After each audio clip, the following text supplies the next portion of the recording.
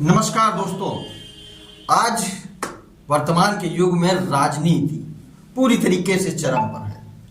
और राजनीति का मुद्दा क्या? देश है क्या?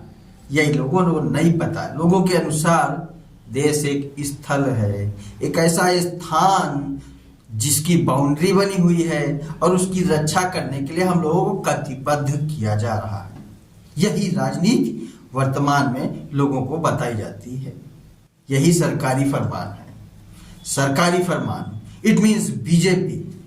सीधा मुद्दा कहते हैं तो बीजेपी का नेतृत्व करने के लिए उसने केवल इस विचारधारा को चुन रखा है कि हम सभी को देश के लिए बलिदान होना है। देश है क्या लोगों को नहीं पता है और लोग केवल भावावेश में बह रहे हैं। अच्छा, मैं आपको एक बात बता दूं, राजनीति में सबसे छोटी चीज होती है बूथ। आमतौर पे लोग कहते हैं पार्टीज वगैरह की बूथ कैप्चर करो। मुझे नहीं पता भाई बूथ क्या है। फिर नगर कैप्चर करो, मुझे नगर भी नहीं पता है क्या है। फिर जिला, फिर प्रदेश, और उसके बाद अंतिम स्टेज होती है देश।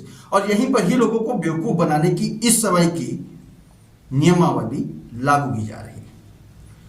तो लोगों की मान्यता के अनुसार देश एक ऐसा स्थान है जहां पर हम सभी ने जन्म लिया है, हम सभी आवाम हैं और हम लोग उस पर कार्य करते हैं और उसी स्थान को किसी से ना छीने जाने के लिए हमेशा युद्ध करते रहते हैं।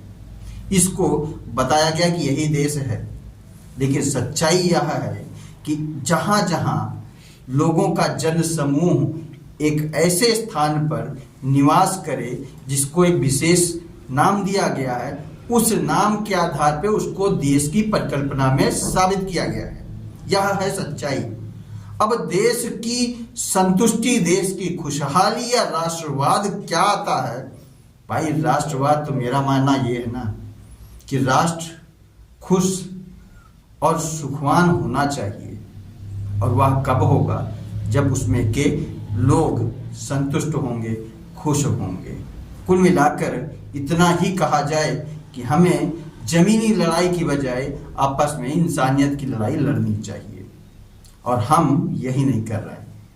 बीजेपी की राजनीति के आधार पर देश, स्थल, वंदे मातरम, राष्ट्रगान, भारत माता की जय वगैरह वगैरह के पीछे इतना ज्यादा लालायित और उत्सुक हो चुके हैं कि अपने आप को भूल गए हैं कि आखिर हमारा उद्देश्य क्या है, हमारा जन्म स्थान का मतलब क्या है, हमारे अपने लोग क्या हैं और इस देश के प्रति हमारी क्या कर्तव्य है या हमारी क्या निष्ठा होनी चाहिए, लोगों को नहीं पता है। यही जानना सबसे ज्यादा जरूरी है।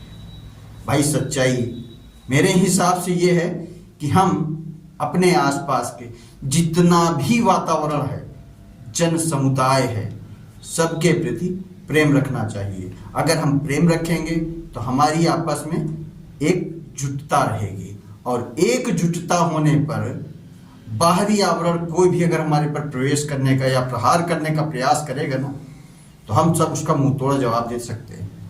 लेकिन जिस जगह पर हम आपस में ही नहीं बने हैं, आपस में ही विभक्त हो रहे हैं, तो वह देश में एकता कैसे हो सकती है, अखंडता कैसे आ सकती है, और हम बाहरी लोगों का अपने ऊपर आया हुआ प्रहार कैसे झेल सकते हैं? इस राजनीति को बदलना चाहिए, अपने मन की अवधारणा को बदलना चाहिए। हमें देश के प्रति बलिदान होने में कोई प्रॉब्लम नहीं है, या अपने आसपास के खुशहाली के लिए बलिदान होने में, समर्पित होने में कोई प्रॉब्लम नहीं है। लेकिन समस्या यह है कि जान तो लें कि आखिर हम बलिदान हो किस लिए रहे हैं। दर्द होता है देखकर वजूद की निगाह के लिए लड़ते हुए। कभी फलसफा कहता है कि हम लड़ें आपस में, कोई नहीं समझेगा। समझ जाओ, चेत जाओ, वक्त अभी भी है, वरना बाद में पछताने को जिंदगी बीत जाएगी, कुछ हासिल नहीं होगा। अगर कुछ समझ आया है तो कमेंट जरूर करो। आने वाली वीडियो के लिए वंदे मातरम।